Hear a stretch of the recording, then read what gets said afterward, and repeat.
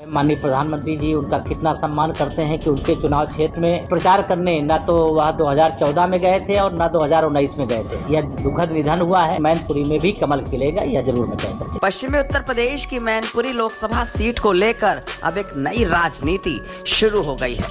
मुलायम सिंह यादव के निधन के बाद अब इस सीट पर लोकसभा चुनाव की तारीखों का ऐलान हो गया है। जिस सीट पर शिवपाल सिंह यादव और अखिलेश यादव अब तक मुलायम सिंह यादव का प्रचार करते थे, अब उसी इलाके में शिवपाल और अखिलेश के बीच आपसी जोर आजमाइश होगी, सिर्फ एक जीत के लिए जो मैनपुरी लोकसभा का नया सांसद चुन देगी।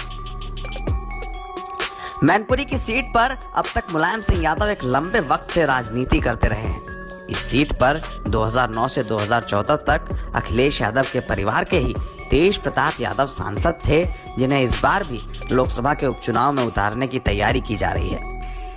लेकिन इन सबके बीच शिवपाल सिंह यादव ने मुलायम परिवार में यह ऐलान कर दिया है कि अगर समाजवादी पार्टी ने उन्हें अधिकृत प्रत्याशी नहीं बनाया तो वो अपनी प्रगतिशील समाजवादी पार्टी से इस सीट पर चुनाव लड़ेंगे। जिस सीट पर अब तक शिवपाल सिंह यादव और अखिलेश यादव मुलायम सिंह यादव के लिए एक साथ मिलकर प्रचार करते थे, वोटरों के मन को टटोलते थे और आम लोगों को मुलायम सिंह यादव से जोड़ते थे, अब इस सीट पर समाजवादी खेमा ही दो गुटों में बटा हुआ नजर आ रहा है।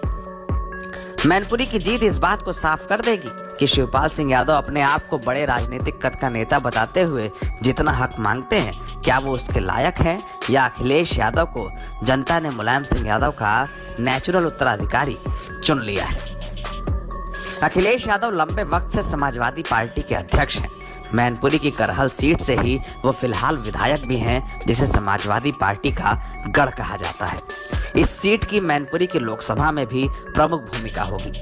अखिलेश को यहां से एक निर्णायक जीत मिल चुकी है और ये चुनाव इसी साल हुआ था। ऐसे में मैनपुरी की लोकसभा का उपचुनाव भी अखिलेश के प्रभाव में होगा, इस बात को नकारा नहीं जा सकता। लेकिन शिवपाल सिंह यादव का क्या होगा, ये बात मैनपुरी की जीत 8 दिसंबर को साबित कर देगी। 5 दिसंबर को मैनपुरी के लोकसभा उपचुनाव के लिए वोट डाले जाएंगे। यहाँ इसके पहले अखिलेश और शिवपाल वोटरों के बीच जाकर जन समर्थन मांगेंगे। बीजेपी ने भी ऐलान किया है कि वो इस सीट पर इस बार मजबूती से चुनाव प्रचार करेगी, क्योंकि अब तक मुलायम सिंह यादव के सम्मान के कारण प्रधानमंत्री मोदी और सीएम योगी यहाँ पर प्रचार नहीं करते थे। बहुत सम्मान है। स्वयं माननीय प्रधानमंत्री जी उनका कितना सम्मान करते हैं कि उनके चुनाव क्षेत्र में प्रचार करने ना तो वह 2014 में गए थे और ना 2019 में गए थे। लेकिन यह दुखद निधन हुआ है। आज वैसे इस सवाल का जवाब देने की जरूरत नहीं थी, लेकिन मैनपुरी में भी कमल खिलेगा, यह जरूर मैं कह सकता। लेकिन मैनपुरी के गढ़ में इस बार बीजेपी की तमाम चुनौतियों के बीच चुनौती सबसे बड़ी अखिलेश और शिवपाल के बीच है। चुनाव के मैदान में चाचा और भतीजा में कौन जीतेगा, देखना दिलचस्प होगा। सबसे बड़ा निर्धारण मुलायम सिंह यादव के उत्तराधिकारी का होगा। इस सीट पर जहां पर मुलायम ने लंबे वक्त तक राजनीति की है, मुलायम का चेहरा शिवपाल या अखिलेश, इनमें से कौन होगा, ये देखना दिलचस्प होगा। लेकिन ये भी देखना होगा कि बीजेपी जो इस बार इस सीट पर कमल खिलाने की बात कह रही है, वो कितनी सफल होती है।